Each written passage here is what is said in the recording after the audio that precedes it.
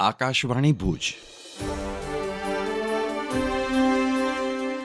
પ્રસ્તુત છે અખબારોની હેડલાઇન્સનો કાર્યક્રમ હેવર હેવર.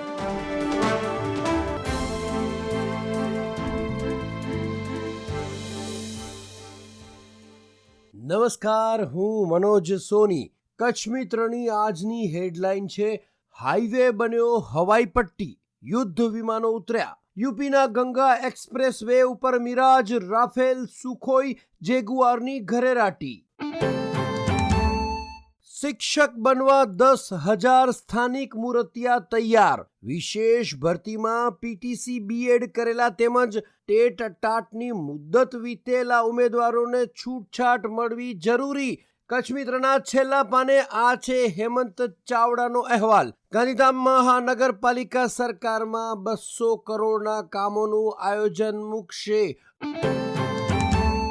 અન્ય એક સમાચાર જોઈએ તો ગાંધીધામ મહાનગરપાલિકા સરકારમાં 200 કરોડના કામોનું આયોજન મૂકશે. કમિશનરે તમામ વિભાગો પાસેથી 1 વર્ષનું વ્યવસ્થિત પ્લાનિંગ માંગ્યું.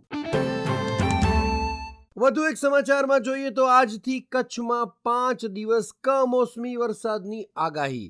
સાયક્લોનિક સર્ક્યુલેશનની અસરથી વાતાવરણ પલટાશે. મહત્તમ તાપમાન 1 થી 2 ડિગ્રી ગગડતા તાપમાં મામૂલી રાહત.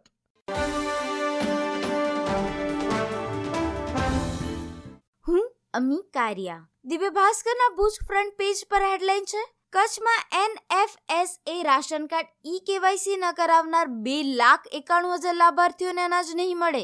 12,09,000 લાભાર્થીઓમાંથી શનિવાર સુધીમાં 75.92% લોકોનું કેવાયસી. ભુજ ઉપરાંત માધાપર, મિર્જાપર, સુખપરના 30,897 લાભાર્થી બાકી.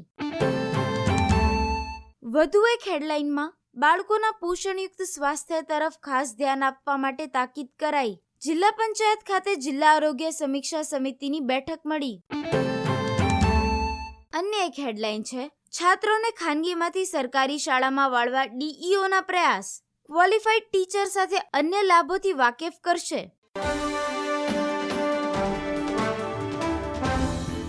હું જયેશ રાવલ. ગુજરાત સમાચારની કચ્છ આવૃત્તિમાં હેડલાઇન છે, સરકારી દવાખાનામાં પ્રસૂતિની કામગીરીમાં સુધારો લાવવા તાકીદ.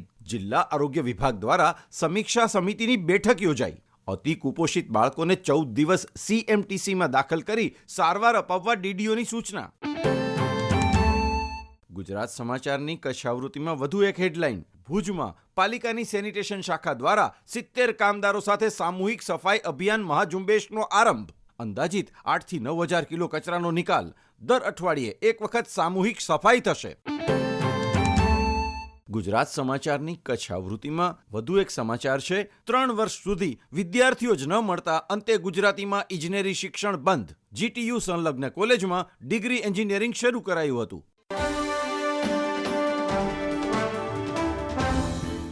હું પાયલ અંતાણી.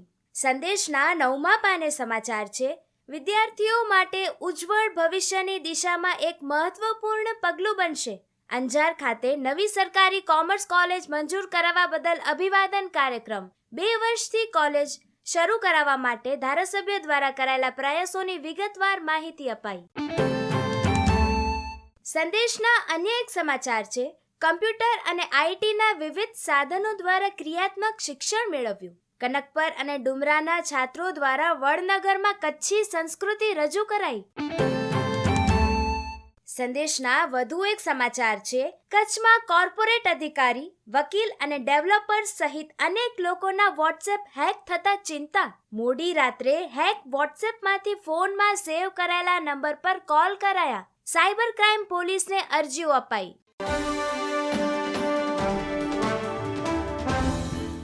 હું રિદ્ધિ મહેતા. અજય દેવગનની નવી ફિલ્મ રેડ આજે રિલીઝ થઈ છે. આમ તો રેડ 2018માં રજૂ થઈ હતી. તેની સિક્વલ છે. ઇન્કમટેક્સ ઓફિસર અમય ચક્રવર્તીની વાર્તા પર આધારિત છે. વ્હાઇટ કોલર ક્રાઇમનો પહેલો ભાગ હિટ હતો, પણ તેનું સંગીત ઠીકઠાક હતું. હવે બીજા ભાગને પબ્લિક કેવો આવકાર આપે એ હવે ખબર પડશે. અજય દેવગન, વાણી કપૂર અને રિતેશ દેશમુખ આ ફિલ્મના મુખ્ય કલાકારો છે.